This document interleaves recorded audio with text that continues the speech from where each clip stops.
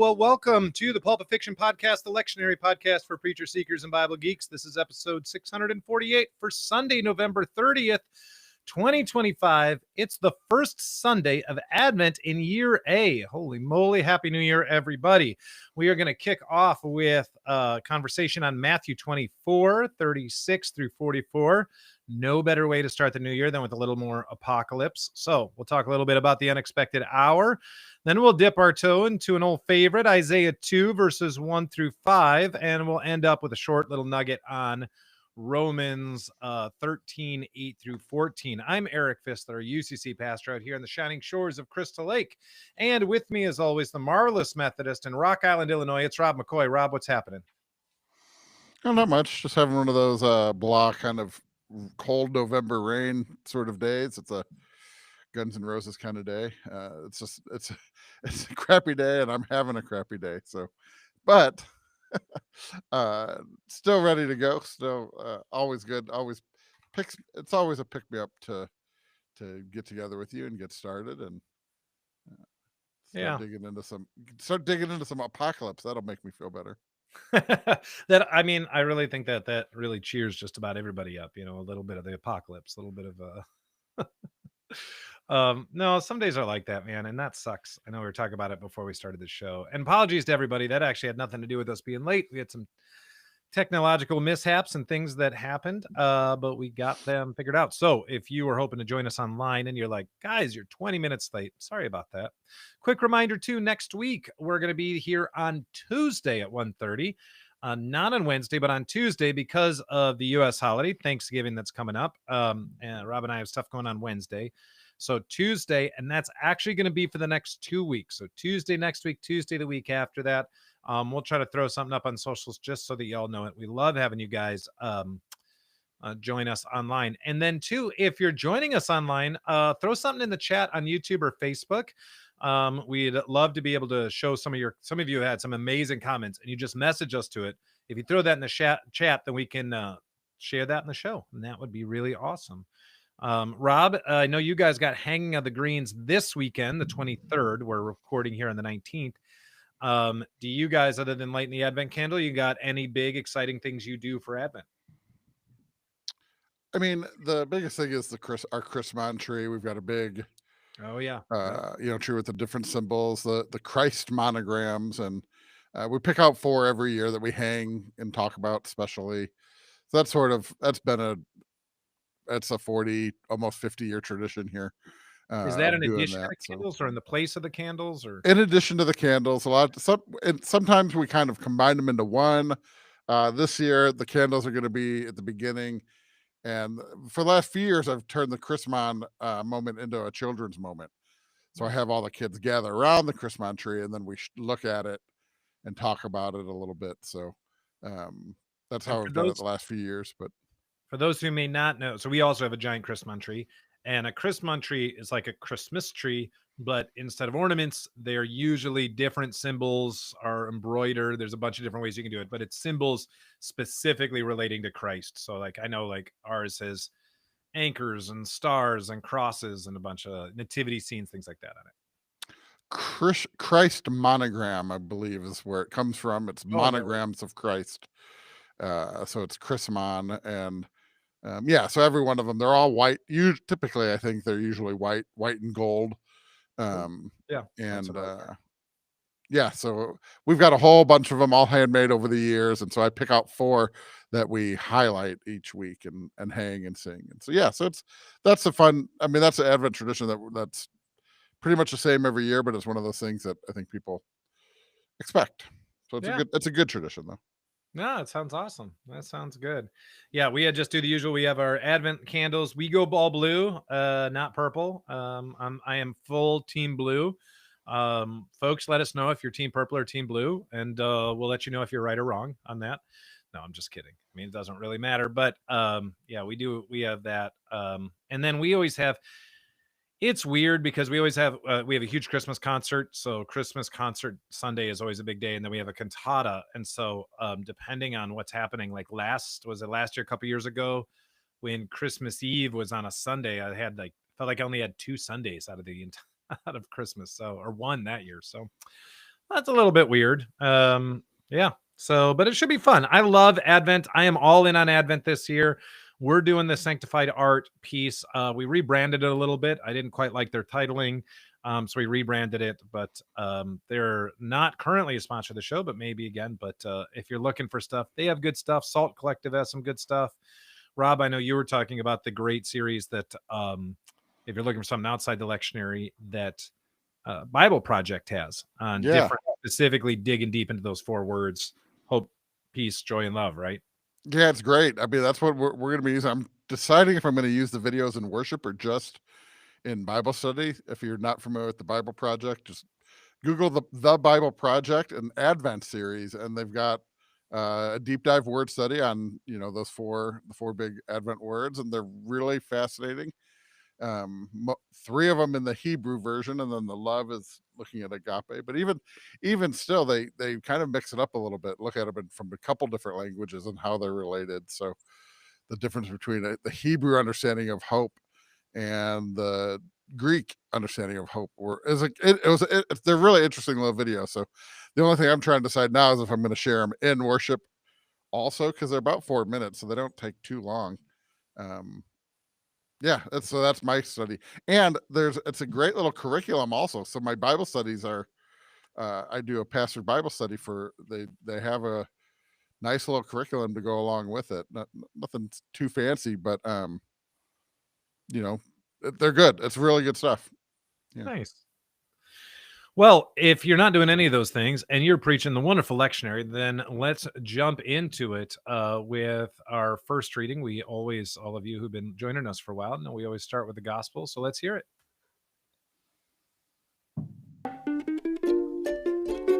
Very few comparatively know what is the gospel of Jesus Christ. Good news, everyone!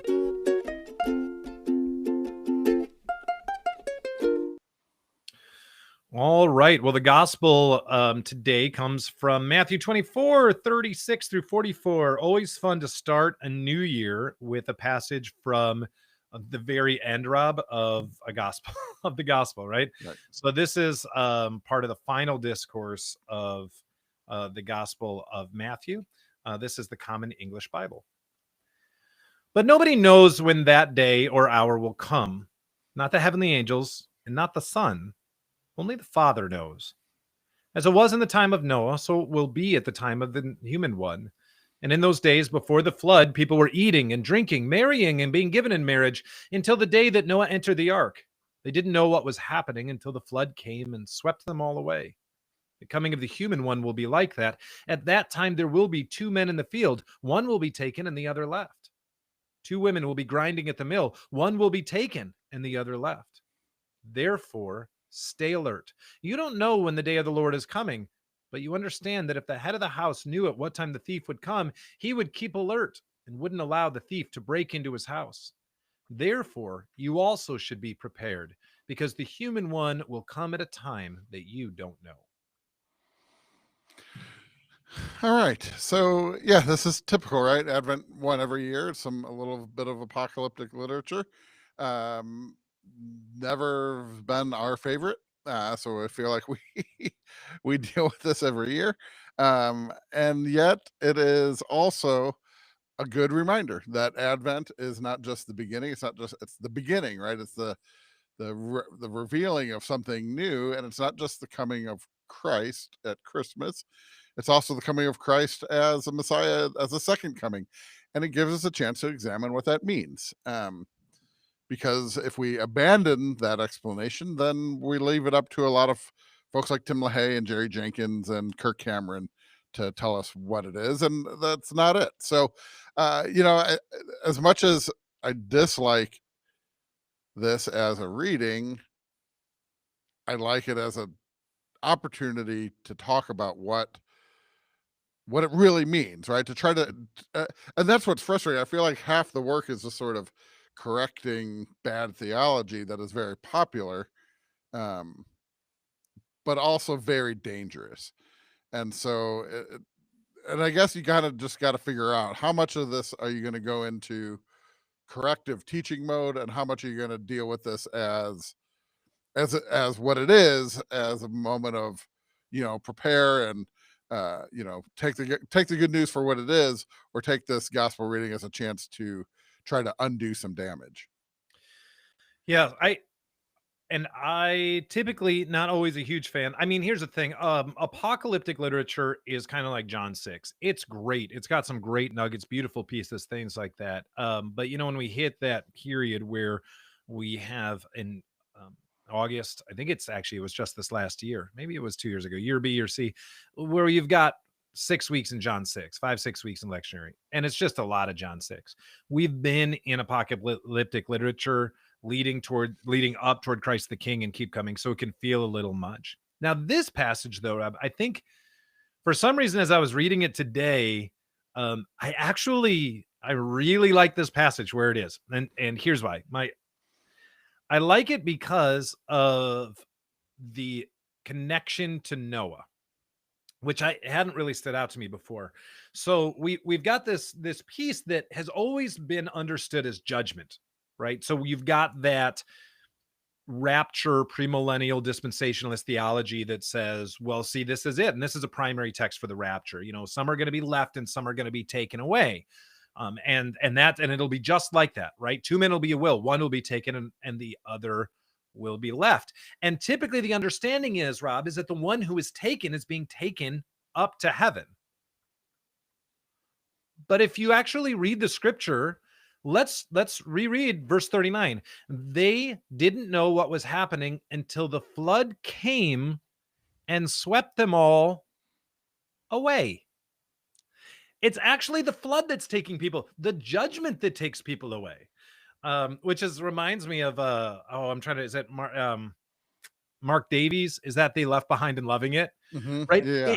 It's actually a reversal of how this is often treated, right? It's not a escape plan of we're going to be beamed away. Actually, if we're hearing the analogy or the connection that Jesus is making to Noah, the ones who are taken away, those are the ones that are being taken away in judgment in the flood, right? It's who's left behind after the flood.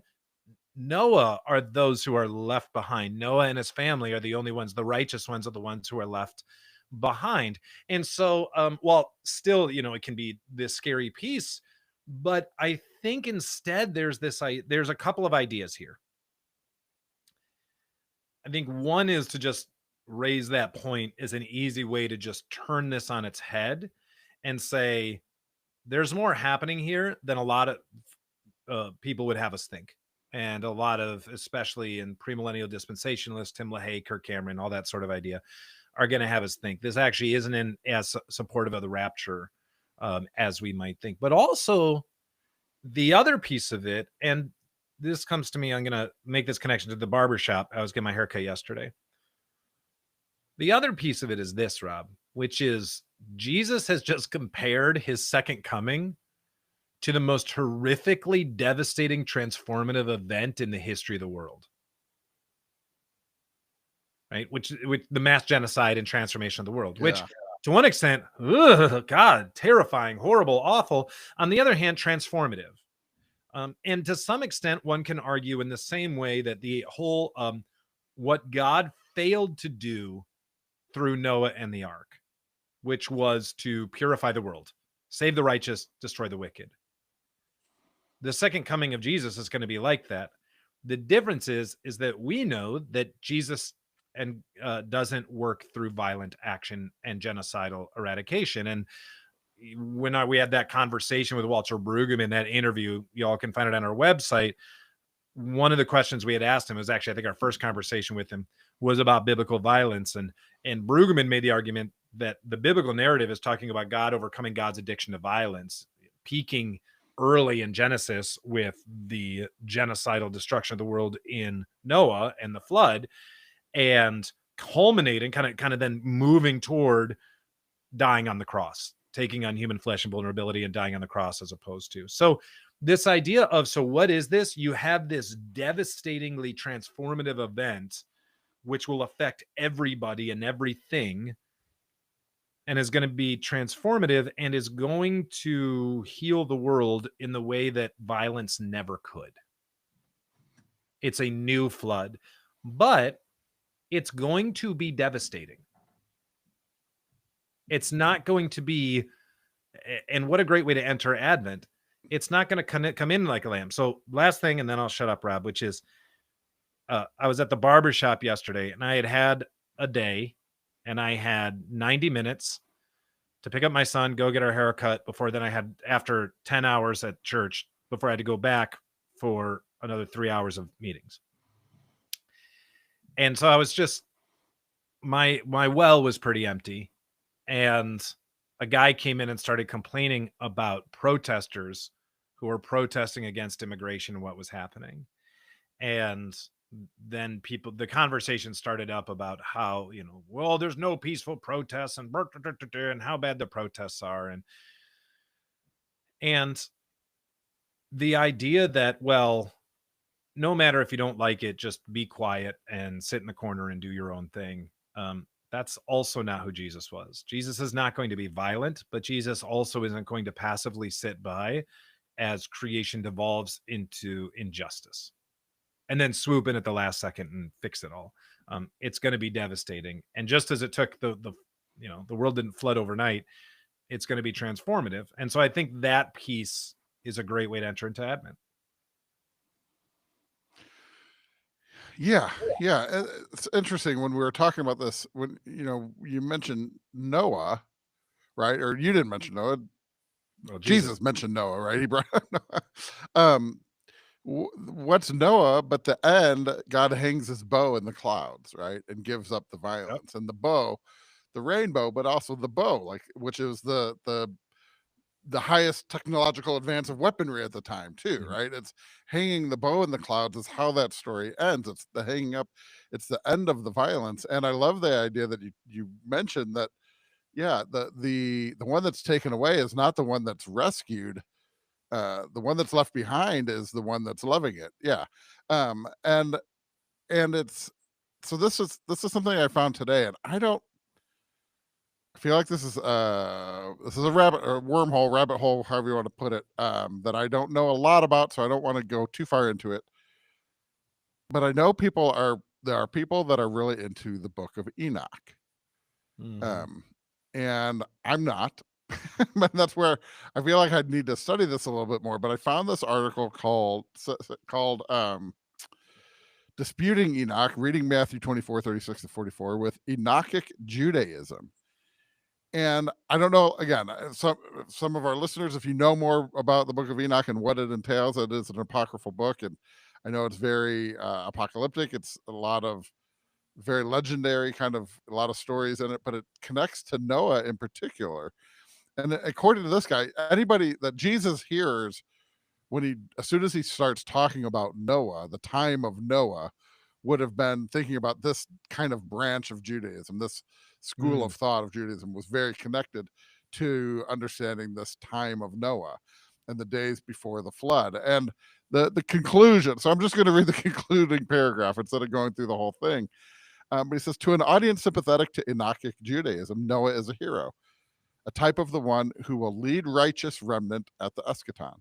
Matthew addresses this audience, drawing parallels with Noah, idolatrous and violent eating and drinking, and the Watchers' marriage to human women. Now, that's a reference to the really weird part of Genesis 6 before the flood, right? The giants that come and marry women, right? It's the part, and Enoch has a lot to do with that early part of chapter 6 in Genesis that we often just kind of skip over.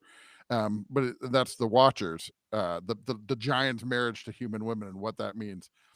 And the resulting decline of humanity requires God's radical judgment. While an Enochic audience agrees with this assessment, Matthew uses this story to urge them not to judge for themselves about the day, hour, and people's fate, but to leave judgment to God. It's like the wheat and the tare, right? Yeah. Somebody else is going to come, somebody came and planted weeds in the middle of your field. God's going to, it's our job's to harvest all of it. Our job's not to separate it. Yeah. We're not the ones doing the judging. We just need to harvest and, keep doing the work. And again, this isn't about, our job is to keep doing the work, keep doing the justice, keep doing the mission, the ministry, keep eating and drinking, what is it? Keep grinding the mill, keep rowing the boat, and because we're not the ones that get to decide who is in and who's out. Stop figuring out who's in and who's out, because that's up to God. That just do the work of justice and love your neighbor as yourself, and let God figure out who is and isn't doing that. And I think that's the heart of this passage, and the irony of so many that love this passage so much are very much into figuring out who's in and who's out. But that's the exact opposite of what this passage is supposed to be reminding us. Yeah, I like that idea because it calls us into right. I mean, it calls us into action, which is really what we want, is this idea of calling us to action, not calling it like Jesus is calling people to withdraw. Jesus is, in the context of the gospel, we're on the cusp of the passion, and there's going to be this desire to just sit back and wait for things to happen. We're gospel jumping here, but I think of John, right? The Gospel of John in particular, in which what happens? Jesus is resurrected. Jesus comes back.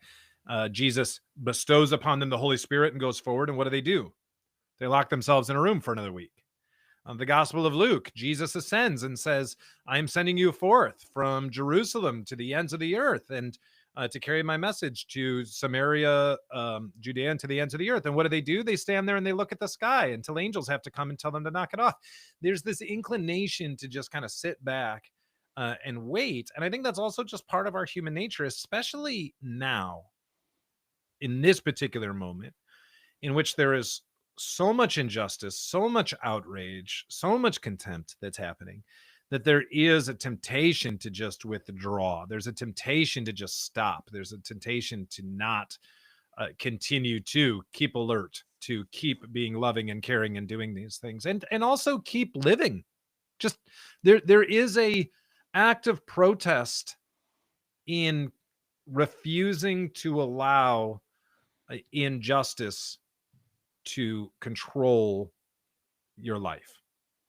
And by that, I mean, there is a resistance simply in living, in honoring the Sabbath, in loving one another. That simple day to day and day out is in and of itself an act of resistance.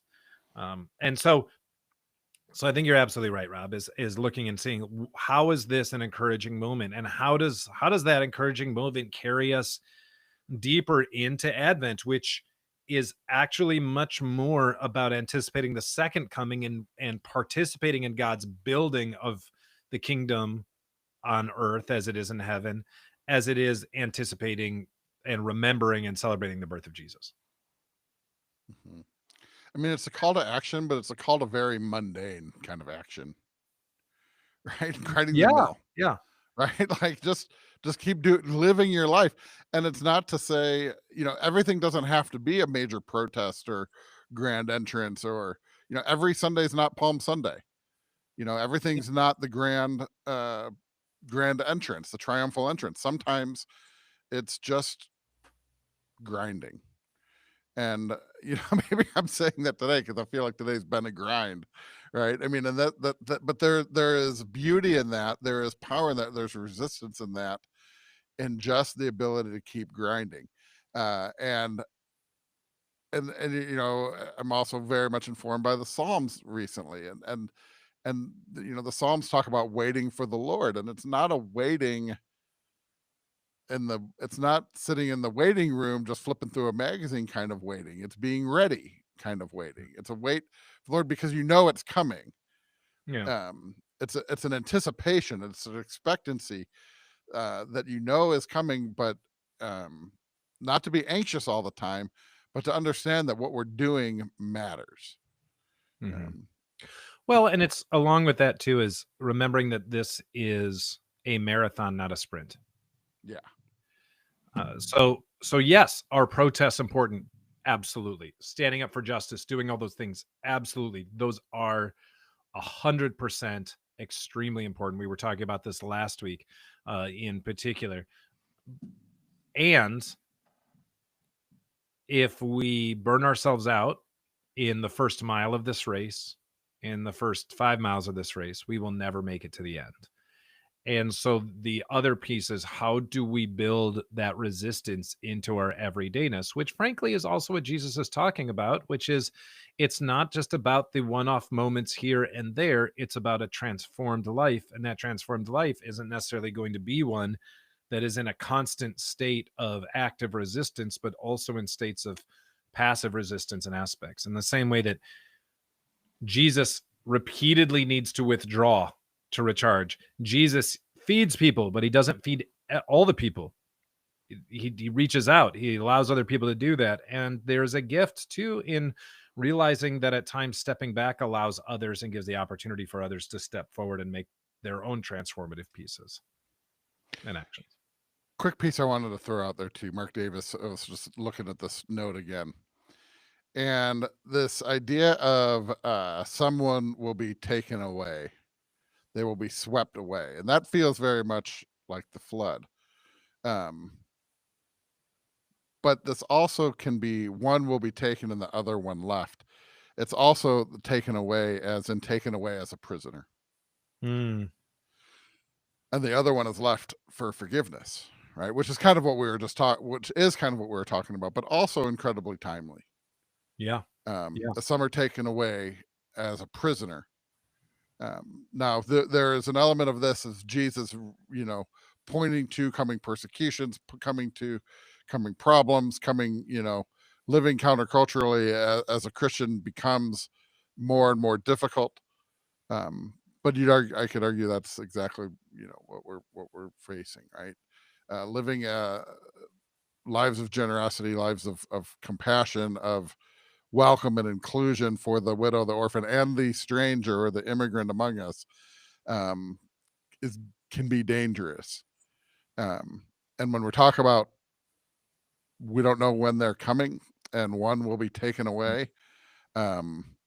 You've told the story of seeing stuff happen even there in Crystal Lake, right? And it's just I saw I know a lot of churches are dealing with this issue, and I saw a post on Facebook today about how do we communicate this with our churches, especially those that are purple churches, or that we don't want to get too political.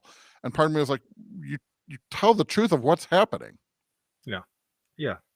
And if people want to make that political, that's on them. But tell the truth of what's happening to people. That people are being taken away.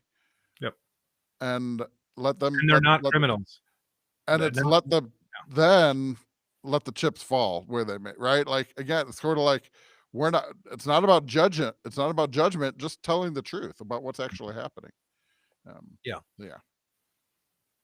It's almost like somebody said something about that, right? About the truth, and somehow it will let you free. But it's somewhere. I'll try to quote that. See if we can find the quote. Put it in the show. Somewhere near the back. Yeah, right. Friends, talking about show notes, there's a lot more that's in the show notes, so we encourage you all to check that out. Right now, we are going to turn to our next reading from Isaiah 2, 1-5. Previously on the Bible. Ruth, I smell Heaven's Bakery cooking up something good for you, sister.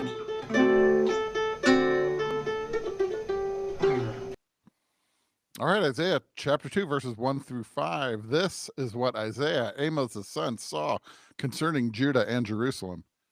In the days to come, the mountain of the Lord's house will be the highest of the mountains. It will be lifted above the hills. Peoples will stream to it. Many nations will go and say, "Come, let's go up to the Lord's mountain, to the house of Jacob's God, so that he may teach us his ways and we may walk in God's paths." Instruction will come from Zion, the Lord's word from Jerusalem. God will judge between the nations and settle disputes of the mighty nations. They will beat their swords into iron plows and their spears into pruning tools. Nation will not take up sword against nation. They will no longer learn how to make war. Come, house of Jacob, let's walk by the Lord's light. So this is a great passage. I mean, it's one of those classic passages. And yet, every time I read it, I think, come on, next week is Peace Sunday. This is Hope Sunday. Okay, right? It's another reminder that the election, that those words of Advent are kind of Yeah, they're a little made up. hallmarky. With the They're a little exception of hallmarky, a little Joy, Cokesbury. Yeah. yeah, with the exception of Joy, there's not a deep, rich theological history in those. I mean, I want to be clear. I like them. It's, great opportunity to lift those things up. But Gaudete Sunday is the only one that has a deep, rich history. The others are, yeah. If we revised the Revised Common Lectionary again, that's one thing I would do. It was just let them align with the hope, peace, joy, love. Absolutely. Yeah. Okay, but here's the argument why it fits. You don't have peace without hope. Well, right.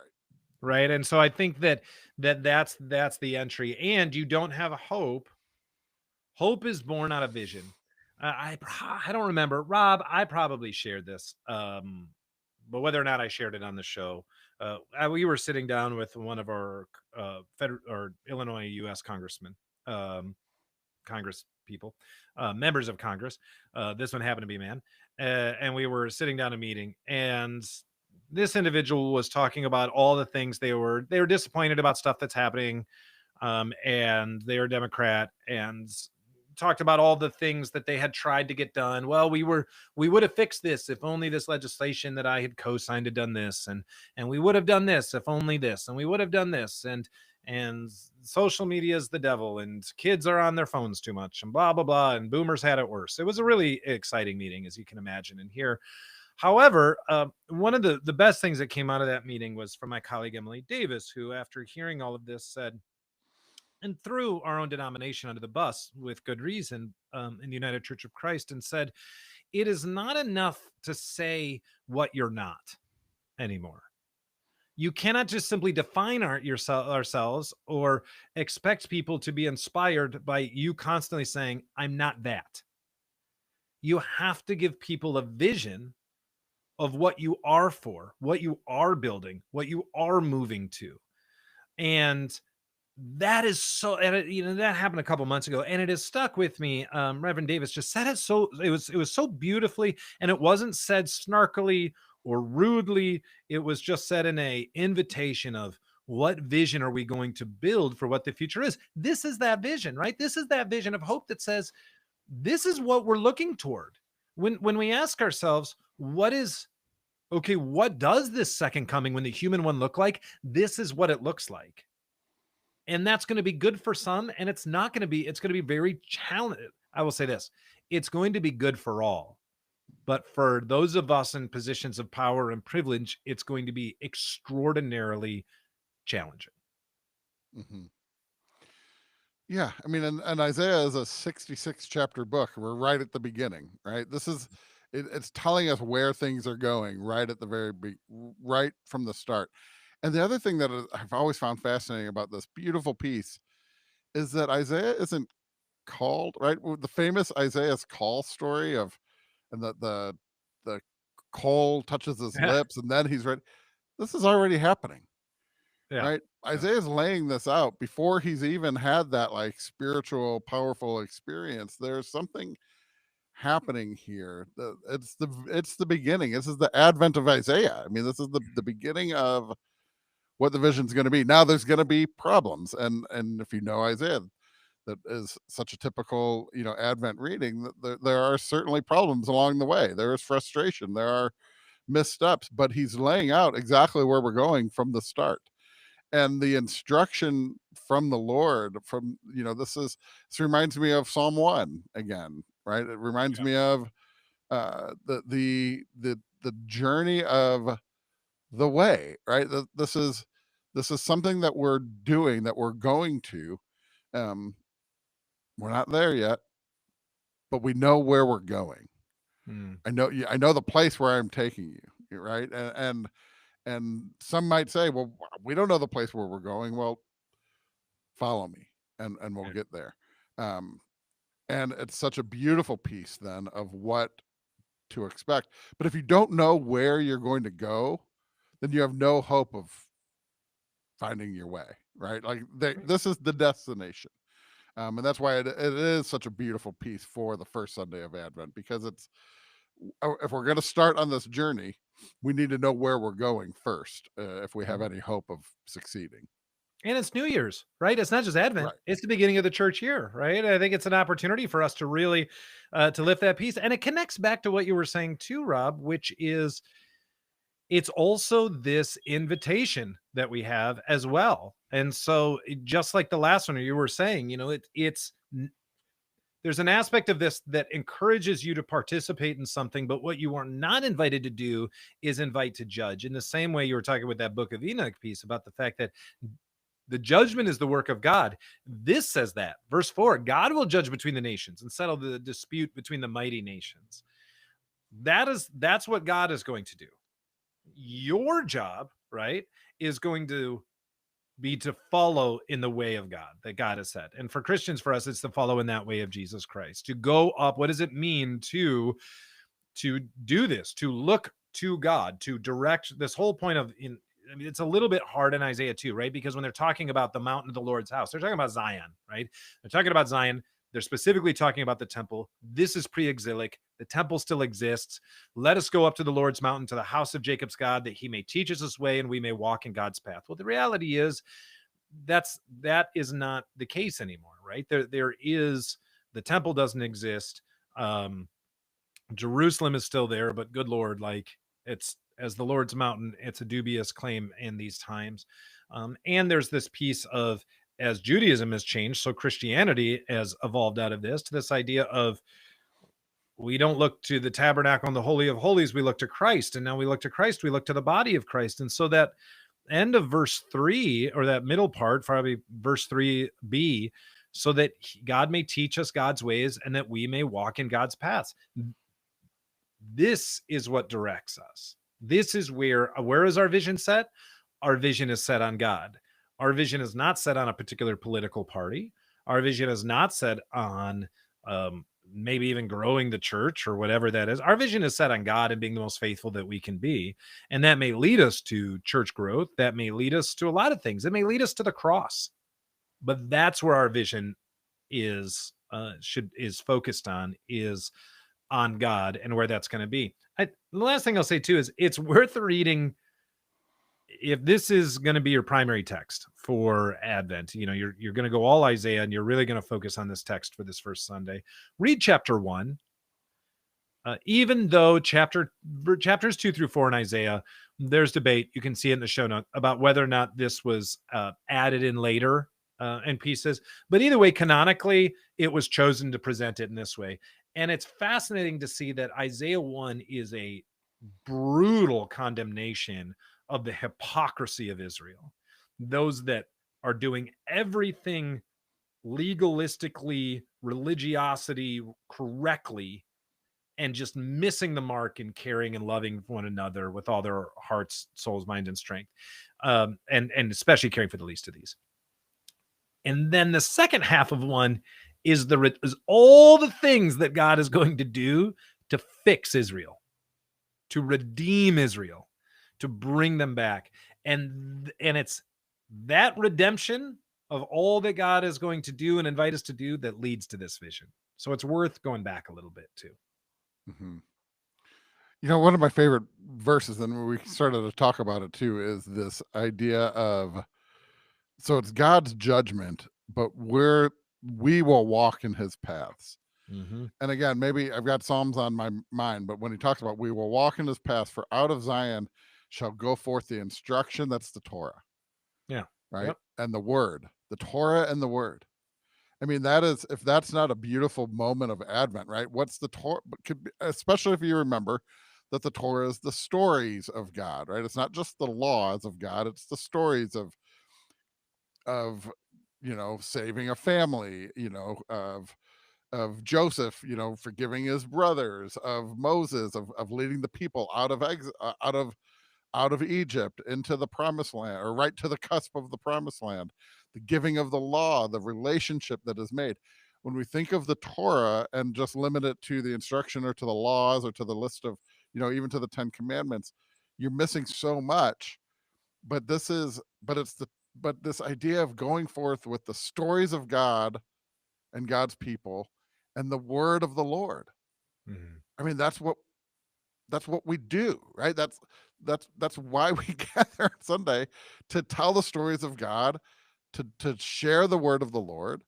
Um, and I think this is, when we think about what Christmas is all about, what incarnation is, it's celebrating that the Torah and the law and the word were made flesh, and That's it. The word was made. we're a part of this, right? This is now you're kind of mixing languages, logos and the Hebrew word here. These are different concepts, but they're definitely related, right? I think they're And deeply related because Torah yeah, is just beyond the first 5 books, right? It is the instruction. It is the way of God. It is yeah. how people learn how to be God's people, which I think yes, they're different, but I think you're right on track, Rob. And I just think that's such a beautiful reminder of and if we follow the law, if we follow the Torah, follow the word, what does that lead to? But then the beautiful, you know, spears into pruning, swords into plowshares and spears into pruning hooks. And of course, there's the beautiful statue at the UN, which it's a great visual that you can use a lot of times, and you can debate, how effective that is. But the concept is that we're going to bring nations together, and through words, through communication, going to avoid the destruction, the violence. Um, and you can argue how effective it is, but the idea of that is right here. Well, and it's also helpful to know that in the midst of we are so far from the kingdom of God, and yet we are so far better than we were than at the time of Isaiah. Right.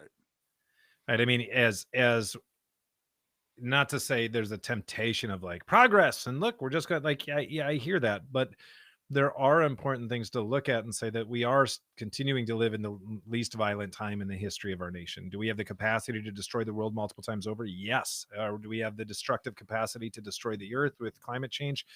100%. I'm not ignoring those things, but also we are living in terms of just massive amounts of rampant violence in one of the least violent times when people have the most access to education, literature, healthcare, things. Now, we are long pace. There is an immense road that needs to go, and a huge curve of that moral arc toward that needs to happen before we get to justice. But I think sometimes it is helpful to put it into perspective as a means not of saying, look, we've made it, but instead of a means of look how far we've come, and if we focus on God, how much farther we have to go, but we can do it because we've come. So the world is not actually going to hell in a handbasket. Again, despair can lead us into the same withdrawal as Pollyannic optimism. So I just want us to be real careful with that piece.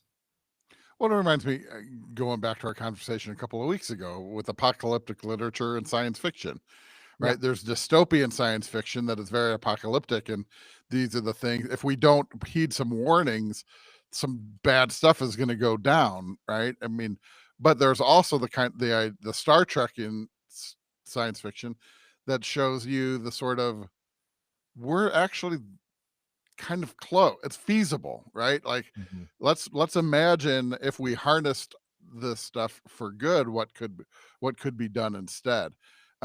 So maybe Isaiah is the Star Trek to the apocalypse is the Hunger Games, right? It's the other way of looking at it. Oh, yeah. Anyway, Yeah, no. I mean, I like the Hunger Games, but man, it's that I know a lot of people hate it just how it ends, but yeah, no, I like that you brought that back. All right. Well, check out as we've referenced a couple times, check out the show notes. We got a lot of great stuff that's hiding in there. But now we've got a wafer for you. Now that's a tasty wafer. That's right. Our wafer today is going to be Romans.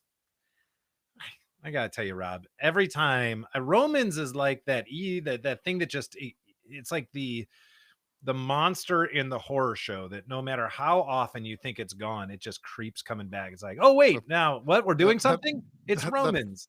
that thing that's stuck on your shoe that you can't quite wipe off. That's it. Anyway, but Romans is what we have, and there are parts that are, well, It's Romans 13, 8 through 14. Common English. Don't be in debt to anyone except for the obligation to love each other. Whoever loves another person has fulfilled the law. The commandments: don't commit adultery, don't murder, don't steal, don't desire what others have, and all the other commandments are summed up in one word: you must love your neighbor as yourself. Love doesn't do anything wrong to a neighbor. Therefore, love is what fulfills the law. As you do all this, you know what time it is. The hour has already come for you to wake up from your sleep. Now our salvation is nearer than when we first had faith. The night is almost over and the day is near. So let's get rid of the actions that belong to darkness and put on the weapons of light. Let's behave appropriately as people who live in the day, not partying and getting drunk, not in sleeping around and obscene behavior, not in fighting and obsession. Instead, dress yourself with the Lord Jesus Christ and don't plan to indulge your selfish desires. Okay, not the worst Romans. Yeah, no.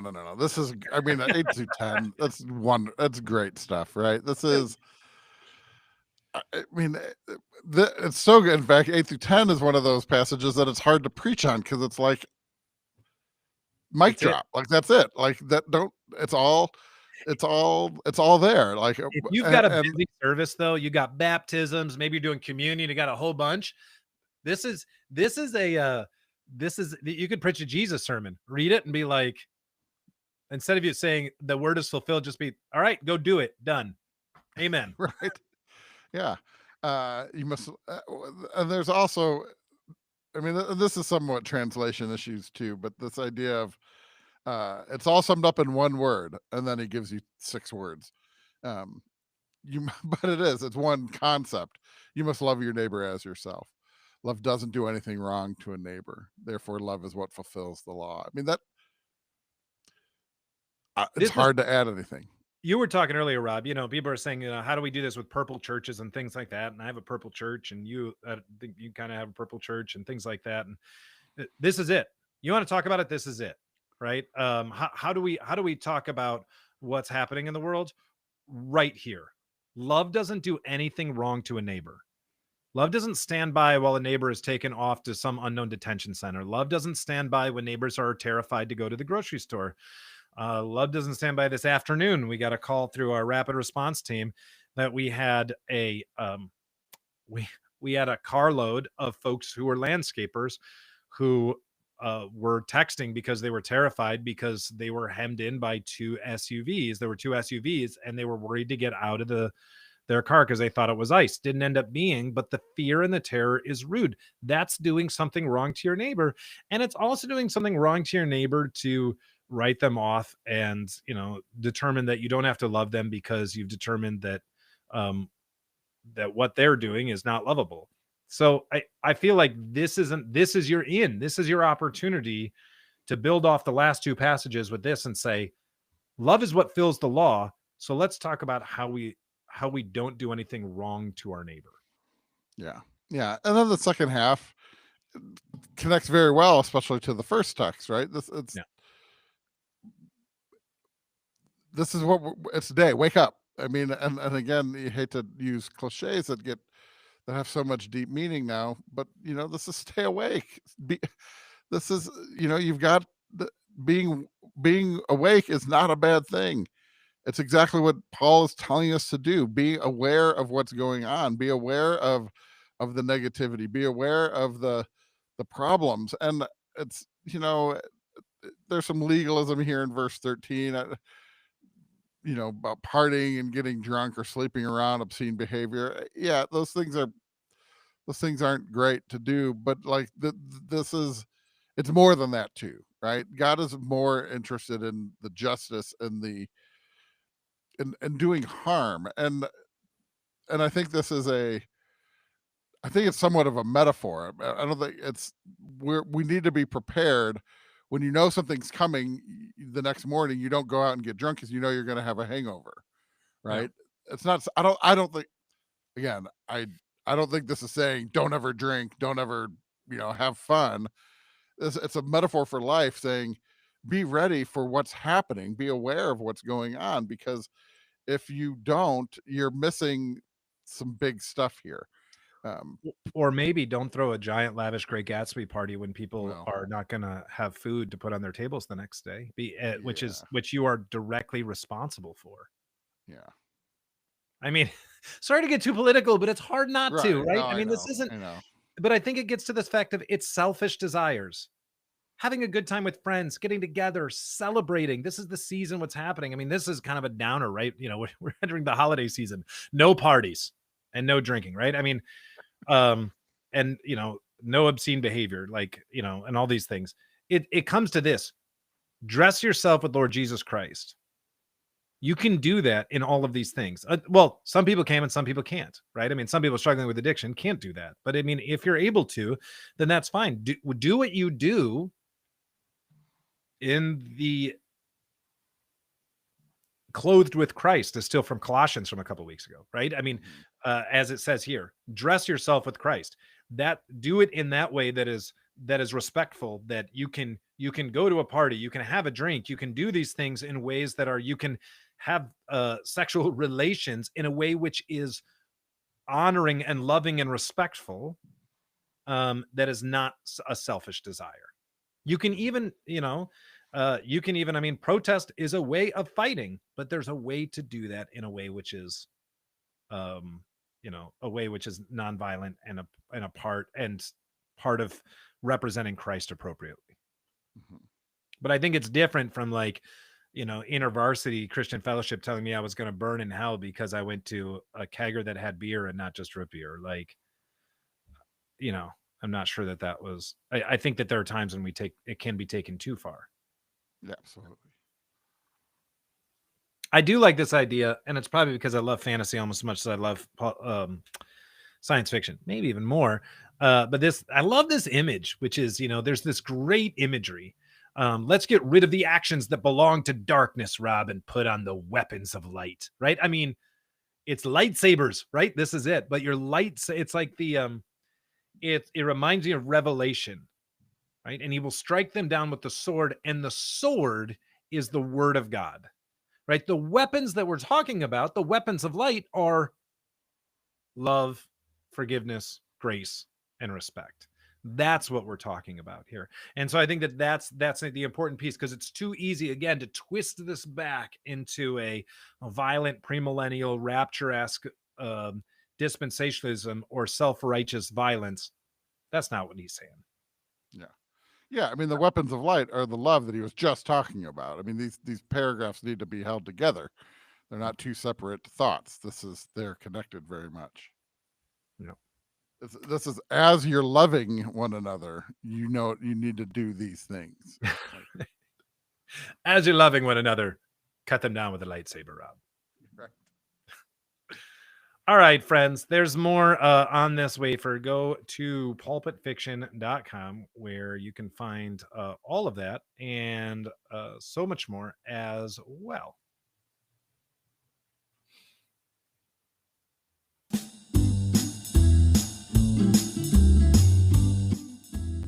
Well, thank you all so much for joining us for the Pulpit Fiction podcast. We apologize for those who are trying to join us online and we got a little bit late. A reminder, next week we're going to be recording live on Tuesday at 1:30 Central Time here in the United States. Again, that's a Tuesday, next Tuesday before Thanksgiving if you're here in the States. If you need more Pulpit Fiction between now and then, head over to pulpitfiction.com, where you can find a lot more of our exegetical notes, and you can find links to our sources and all sorts of other fun stuff there at Pulpit Fiction, as well as interviews we've done with folks and things like that. You can always find us on Instagram and Facebook at Pulpit Fiction. You can find us on X at Pulpit F Podcast. You can find us just about anywhere that you listen to podcasts, including iHeartRadio, Podbean, Apple Podcasts, YouTube, Spotify. If you're able to leave us a review at any of those places, please do. That really helps other people find the show. You can always email us if you have thoughts, suggestions, corrections, all those things, show@pulpitfiction.us. Support us by going to pulpitfiction.com/support. I want to thank so many of our just amazing donors that are able to keep this podcast going. So thank you. Yeah, and a lot of them that stuck with us even through the hiatus. They were still, a lot of recurring donors did not cancel. And if you did cancel, and we're back. You know, Hop on back. you can hop on back in if you want. But if you want to watch us on YouTube now, that's the thing. YouTube.com/@pulpitfiction, and it is the little @ symbol as a part of that. And then you click on the live button. You can see all of our old live streams, and we're building subscribers. Click on that subscribe button, really helps us out as well. And of course, the podcast still gets released on all your podcast players. We want to thank Scott Fletcher for the voice bumpers, Nikolai Heidlis for the transition music, and Brian O'Dean for our closing song. Please have a blessed week.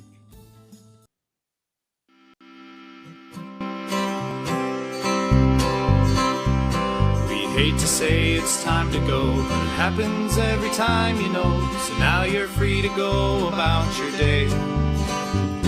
We've heard the word in voice and song. We've wondered and we've laughed along. So go and preach the good news on your way.